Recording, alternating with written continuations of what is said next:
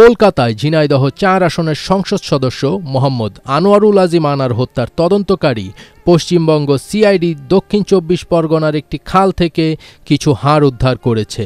সিআইডির এক সিনিয়র কর্মকর্তা জানান, দক্ষিণ ২৪ পরগনা জেলার কাশীপুর এলাকায় একটি খালের পাড় থেকে রোববার সকালে কিছু হাড় উদ্ধার করা হয়েছে। এমপি আনার হত্যায় গ্রেপ্তার সিয়াম হোসেনকে জিজ্ঞাসাবাদের পর সেখানে অভিযান চালানো হয়েছে বলে জানান তিনি। সেই অভিযান থেকেই এই হাড়গুলোর হদিস মেলে।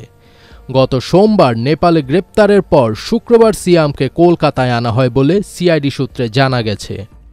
কর্মকর্তারা আরও জানান, কলকাতার নিউ টাউনের যে ফ্ল্যাটে আনারকে হত্যা করা হয়েছে বলে সন্দেহ করা হচ্ছে, সিয়ামকে শনিবার সেখানে নিয়ে জিজ্ঞাসাবাদ করা হয়।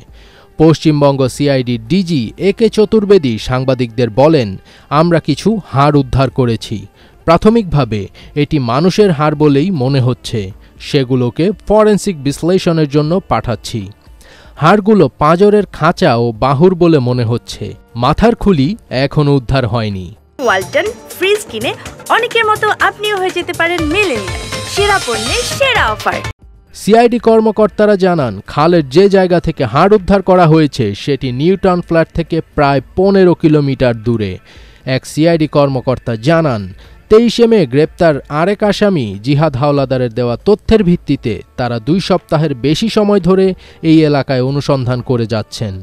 সিআইডি তদন্তকারীরা আরও বলেছেন, তাদের তদন্তে এখনও পর্যন্ত জানা গেছে যে এমপি আনারকে হত্যার পর সিয়াম ও জিহাদ মরদেহ টুকরো করে এবং হত্যাকাণ্ডে ব্যবহৃত অস্ত্র লুকিয়ে ফেলে। তারা জানান, ঘটনার তদন্তে ঢাকা থেকে ডিবি পুলিশের একটি দল গত মাসে কলকাতায় যাওয়ার পর ওই ফ্ল্যাটের সেপটিক ট্যাঙ্ক থেকে মাংসের কিছু টুকরো উদ্ধার করা হয়। ফরেনসিক পরীক্ষার পর জানা যাবে সেগুলো এমপি আনারের কিনা। ফাজবির তাজ, এটিএন বাংলা।